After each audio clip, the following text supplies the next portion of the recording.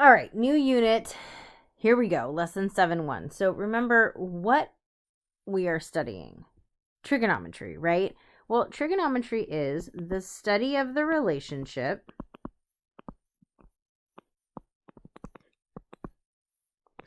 It is the study of the relationship, slow writing, between a triangle's angle measures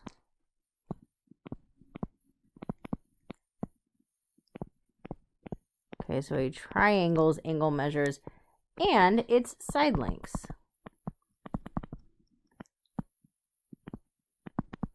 Now, we started out with right triangles, right? And most of you had seen this before in geometry.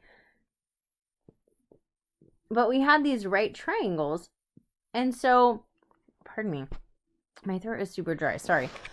And so we had sine, cosine, tangent, the reciprocals, and the inverses. And we were solving with these, and then all of a sudden we're like, oh, whoa, what about a triangle that isn't a right triangle? And we moved on from there into the law of sines and cosines.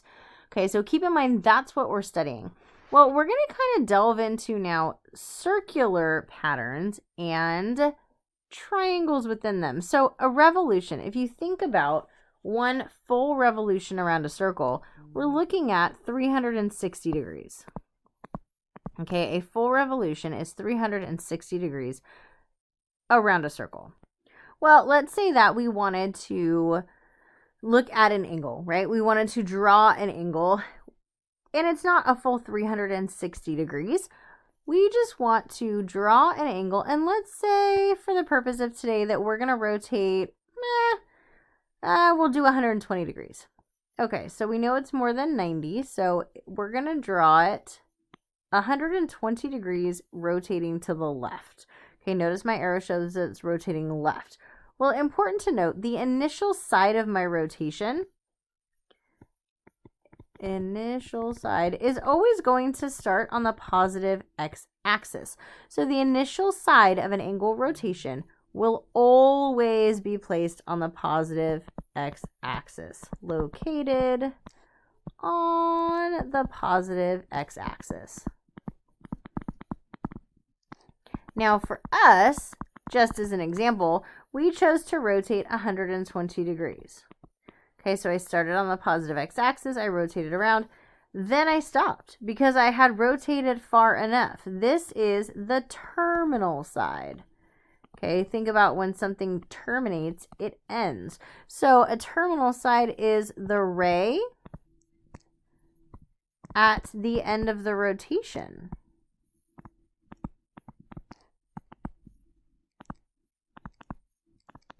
So what we've done with our initial and terminal side is we have drawn an angle in standard position. An angle in standard position has the vertex, and remember the vertex of an angle is where the two rays meet. So the vertex is at the origin. That is super important to be in standard position. Now we drew an angle that was, and let me correlate the colors here. Come on, highlighter. Nope, doesn't want to play. It's saying no. So we drew a positive angle. A positive angle rotates counterclockwise. Counterclockwise. And the nice thing about these video notes is if I'm going too fast or if you're not writing as fast as I'm talking, you can always slow down. Okay, so we're rotating counterclockwise. Well, let's say that I wanted to draw in standard position negative 120 degrees. My initial side doesn't change. I'm still always at that positive x-axis. I'm going to go down. I'm going to rotate down to a negative 120 degrees. Okay, in order for us to draw a negative angle in standard position, we rotate clockwise. And I'm just highlighting with how I drew the angles in the hopes that that helps us make the correlations. love this purple. Okay. So think of it this way. When you interact with somebody and they are very positive, they have a very positive personality, you think of them as up. They're very happy. They're, oh, this is great. Life is so good. But if you encounter somebody who's negative, they have a negative personality, they're usually down. Like Eeyore from Winnie the Pooh. I lost my tail again. Right? I know, terrible impression. But it's an idea of us to think of, oh, if we're driving a positive angle, we go up from the x-axis. If we are doing a negative angle, we go down. Just another way for us to try and think about this, to think about how to draw the angles in standard position. Now, the next one is reference angle. I know I'm throwing a lot of vocabulary at you. It's really important for us to have it written down so you can refer back to. And of course, we'll always play around with it so that we can, practice. Hello, that's what we're doing. Okay, so if, let's say I rotate 120 degrees. Well, what is my reference angle? The reference angle is an angle at the origin.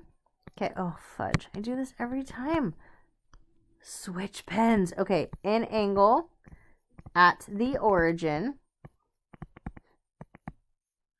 An angle at the origin. Located between, located between the terminal side and the x-axis. Okay, so it's an angle located at the origin, and it's between the terminal side and the x-axis. This is super important. If I rotate a positive 120 degrees and I need to find my reference angle, I'm looking for this angle right here. I want to know what is the distance between the x-axis and my terminal side. So what we're going to get into the habit of doing is dropping an altitude down so we can find this distance. Yeah, we're creating a right triangle. However, the most important piece is that it is the degree measure, for now, in between that terminal side and the x-axis. Okay, we drop that altitude down to help us figure out what direction we're going. Am I going up? Am I going down? Where am I looking? For a negative 120 degrees, we would draw it up to the x-axis. Okay, but looking at the green theta, if I rotate 120 degrees, how far would I have to go to hit that x-axis? It's half a rotation, right? It's, here, let me switch colors. It is from the beginning, just half a revolution. It's 180 degrees. So what is the difference between 120 and 180 degrees? This would be a 60-degree reference angle. That's what your reference angles are referring to. Okay, another super important piece is the coterminal angle.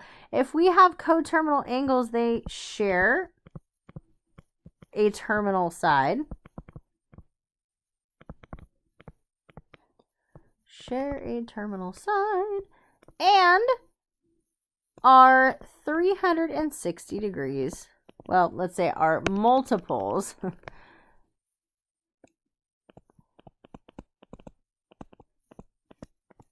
of 360 degrees apart. What the heck does that look like? Okay, let's see. So let's say that I have a measurement and we'll just put it at 100 degrees. Okay, so here's my angle in standard position. It's 100 degrees. Okay, if I am coterminal to 100 degrees, I have the same initial side, but I could rotate around one time and boom, I still have the same terminal side. Not the same angle, I'm coterminal. This would be 460 degrees. I have an additional revolution, but I share the same terminal side. Well, let's get crazy. Let's say here's another one. Okay, here's my initial side. I'm going to rotate around 1. I'm going to rotate around 2. I'm going to rotate around 3 times, but I have the same terminal side. So I am coterminal. Additional revolutions, yes.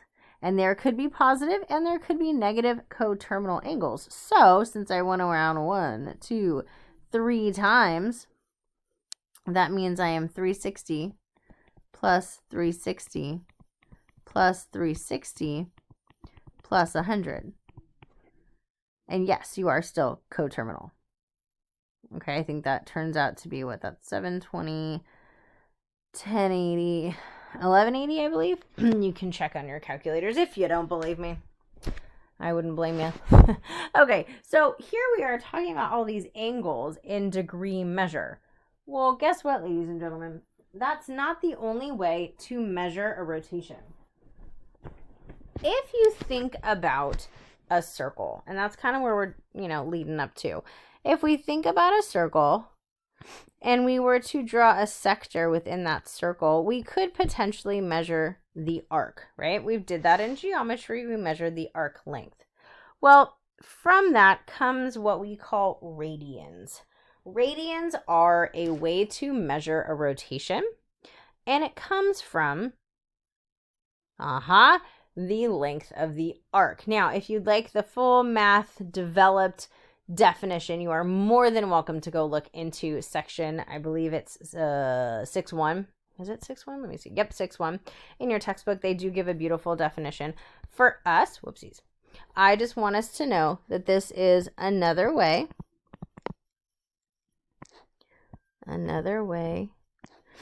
to measure a rotation.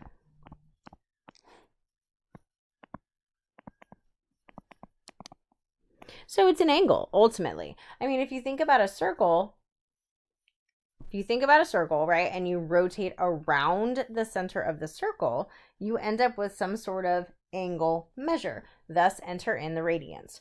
Okay, so if I have one revolution,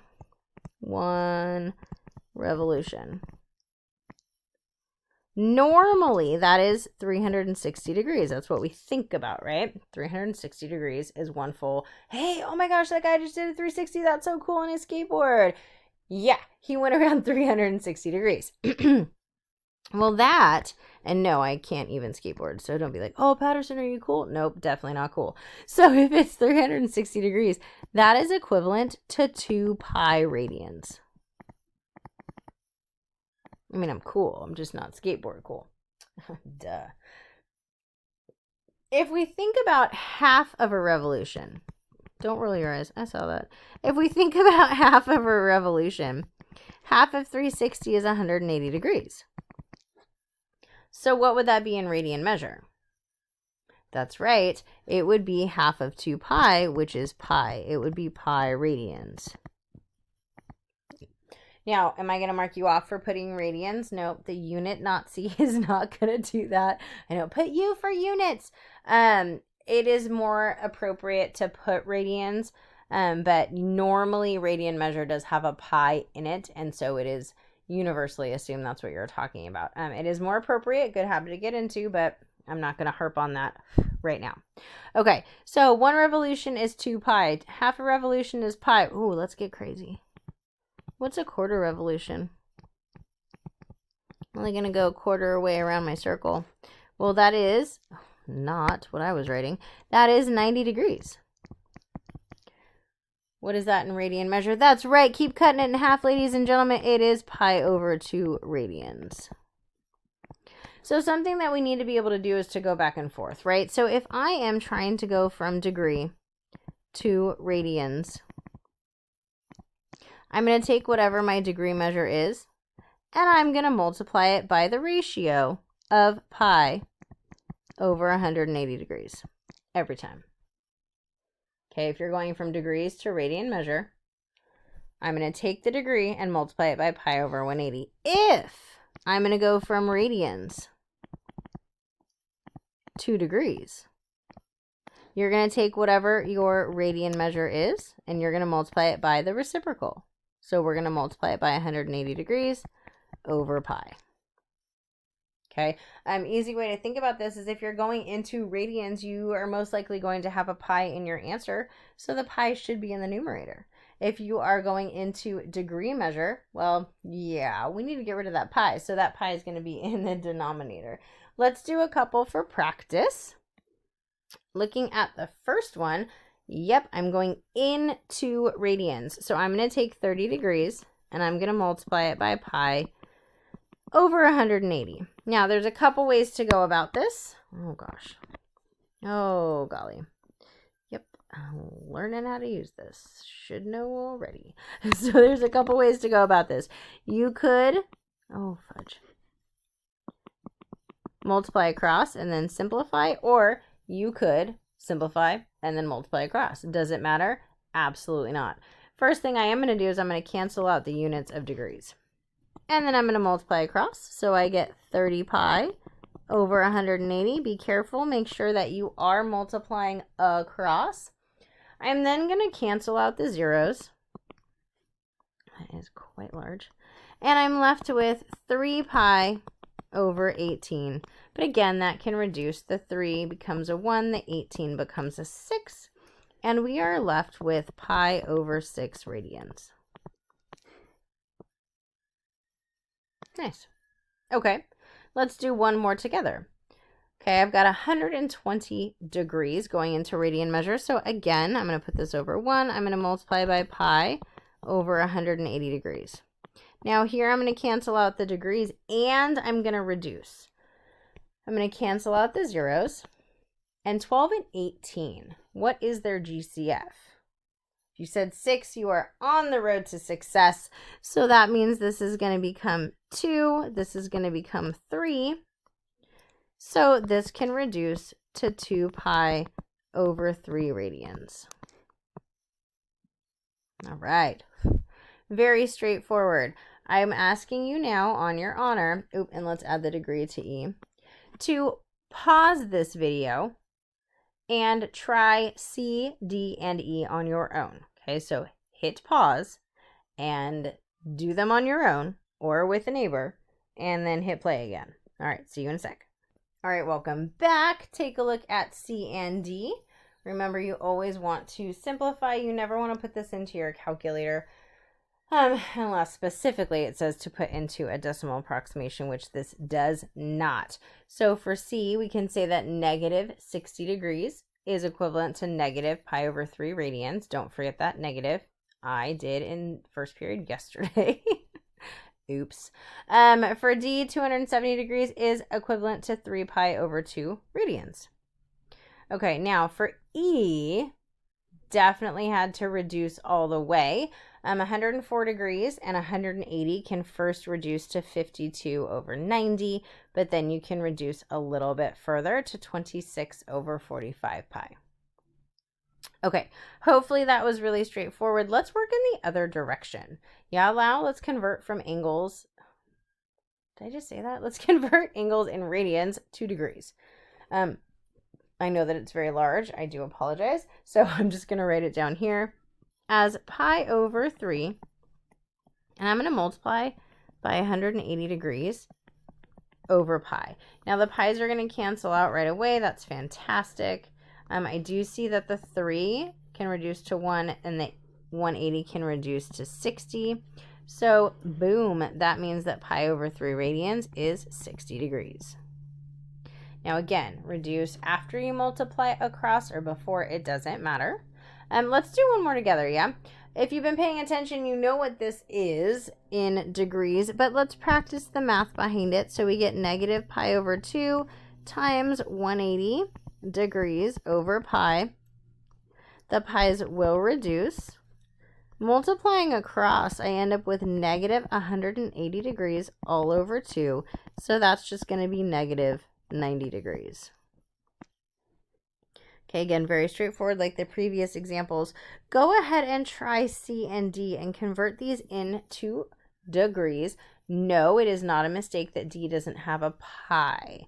Okay, so give it your all, see what you come up with, and then once you've unpaused, we'll see how you did. So pause the video, try them on your own. And welcome back. Okay, so looking at C, we should have come up with 150 degrees. The pi's can cancel. the 6 and the 180 can reduce, and then we multiply across. Now, D is the one that's a little bit funky because we have 5 radians, but there isn't a pi. And the question was brought forth, well, isn't that too big? That's more than 1 revolution, which first off, if it was, that's fine. But think about a full revolution is 360 degrees, which we know is equivalent to 2 pi. Pi is 3.14 times 2 is 6.28. So we're still within 1 revolution. That's okay. Now, this is a rarity, and it does come up once in a while where you end up with pi in the denominator. Guess what, guys? We can't have pi in the denominator, okay? So if this is the case, then you need to put it into your calculator and approximate. This is the only time we should be using our calculator. Okay, so if you want to write that down on your notes, if you are converting from radians to degree measure, and you have a pi in the denominator, you need to put it into your calculator to approximate. That's the only time. One more time. If you are converting from radian to degree measure, and there is a pi in the denominator, you must put it into your calculator to approximate. Excellente. All right. Example number 3. We are asked to draw the following in standard position. Remember, that's with the vertex at the origin. State what quadrant it's in, or if it is a quadrant angle, and then find its reference angle, and then 1 positive and 1 negative coterminal angle. Hold the phone, quadrants. Huh? Go back up, please. Remember that quadrant 1 is where x and y are positive. And then, just like a positive angle rotation, we move to the left. So this is quadrant 2. This is quadrant 3. And hello, last but not least, quadrant 4. So those are the 4 quadrants that we're dealing with on a Cartesian coordinate plane. Okay, let us look at example number 1. It's asking us for 45 degree. Well, the first thing we need to do is draw our x and y axes. And this is a positive angle. So I'm going to put my initial side on the positive x-axis, and I'm going to go up to 45 degrees. Now think about going all the way up to that y-axis. That's 90. So going up to 45 degrees is going to be about halfway. Notice my angle, my arrow. Notice that my arrow shows the direction in which I rotated. That's super important. Now, state what quadrant this is in. Well, this happens to be in the first quadrant. It's reference angle.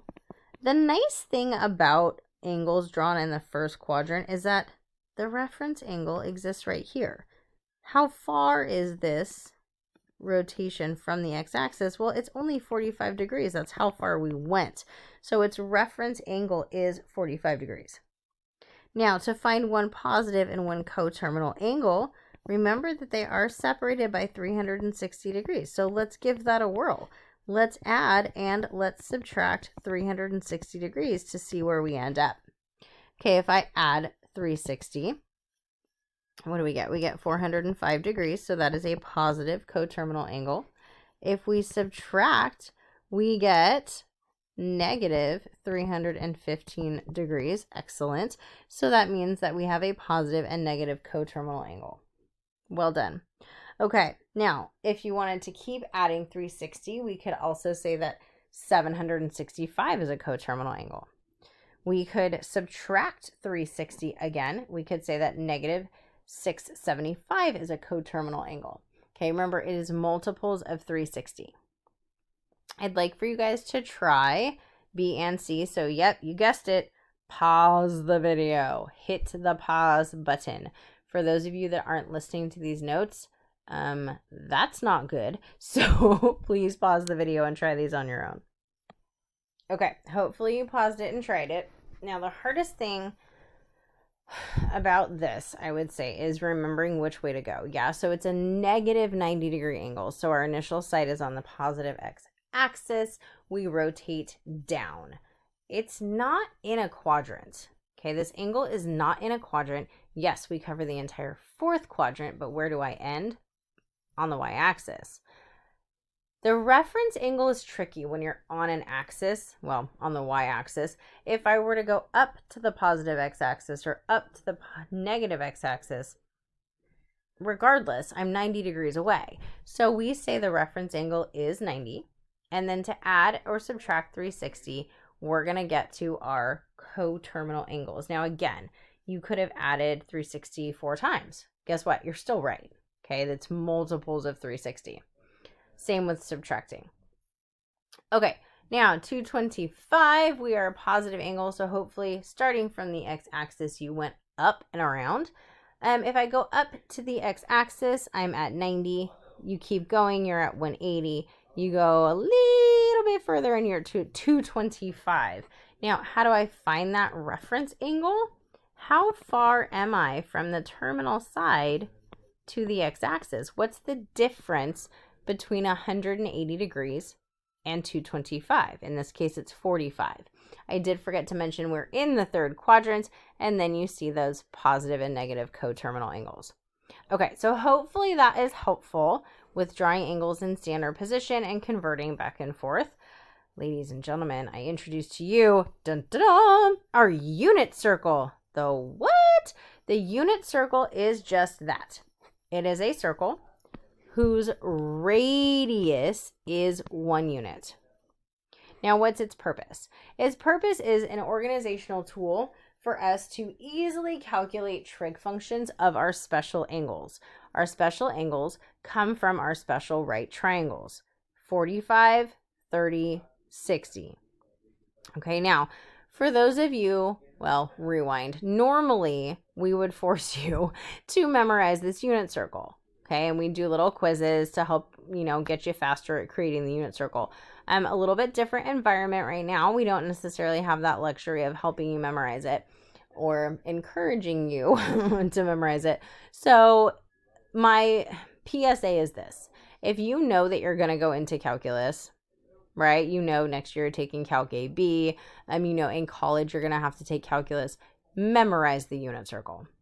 Okay, don't just rely on your notes all the time because it will hinder you. So please, please, please make sure that you are memorizing the information.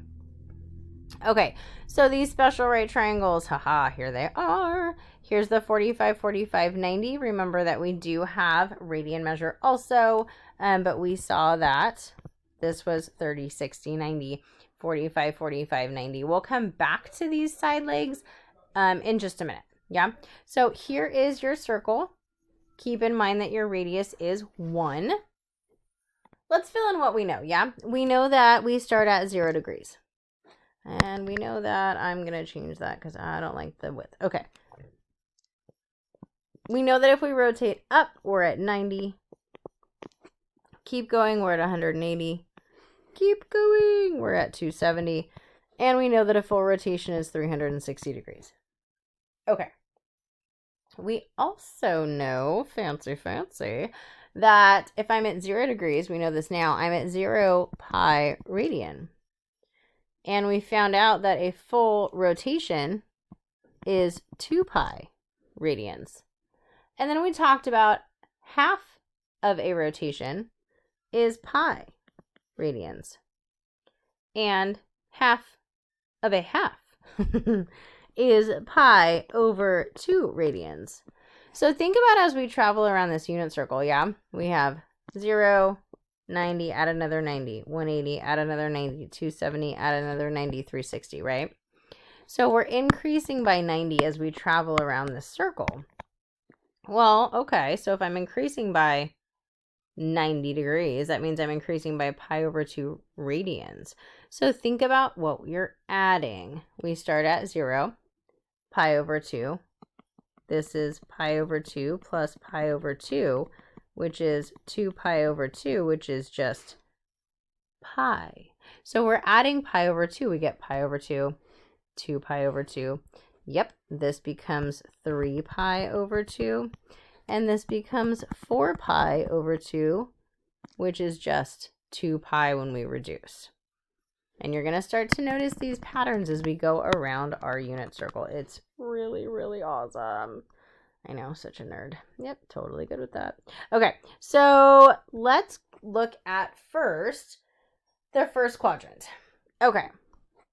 Our special right triangles. We have 30. Oh, fudge. Sorry, guys. I know.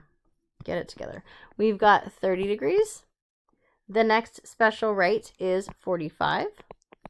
And then, well, 30 degrees isn't alone. It's in there with a 30, 60 degree. Those are our special right triangles. Well, here's what happens.